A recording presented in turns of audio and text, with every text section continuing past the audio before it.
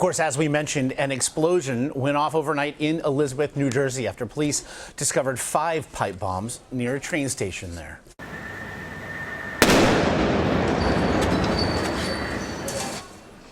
A bomb squad robot was, in fact, attempting to disarm one of the devices when it, in fact, detonated. Earlier, I talked to Michelle Miller from the scene about the latest.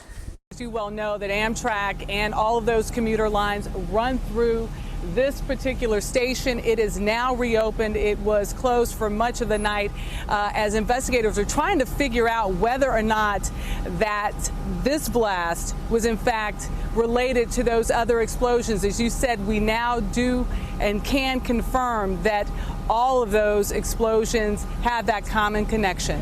Michelle, can you take us through then specifically the goings on there in Elizabeth, how those devices were found and how authorities reacted? It is quite an interesting story. As 2 men noticed the bag near a trash can, they actually took it away from the trash can to see what was inside of it. Once they looked inside, they noticed there were these pipes with wires coming out. They proceeded to go to the police station to talk to police officers, say, hey, look at what we found. And at that point, that's when the bomb squad was called in. Now, what detonated the device? There was only one of those 5 devices that was actually detonated, was the robot that was sent in to actually deactivate it. So that was an accidental detonation, as we are told.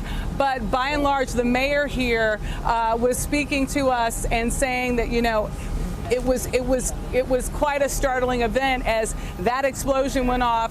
It sent many of the police officers ducking for cover. Certainly those people around were startled by what they heard. And if any had any indication of what had happened over the weekend, had been watching the news about what was taking place in New York and Minnesota, I'm sure that it rattled them quite a bit. Now, many of the people here who were coming in to take their commuter trains, into the city, or they were heading down to Washington or up to Boston, many of them weren't aware of the fact that this station had been closed and were quite startled when they found out that there was an incident, a blast, an explosion here in, of all places, Elizabeth, New Jersey. And on a personal note, I was on this train yesterday, so it was somewhat startling to me at 2:30 this morning when I found out what had happened. Again, Michelle Miller, this is a fast developing story. I know you'll be with us all morning long. We do appreciate the insights.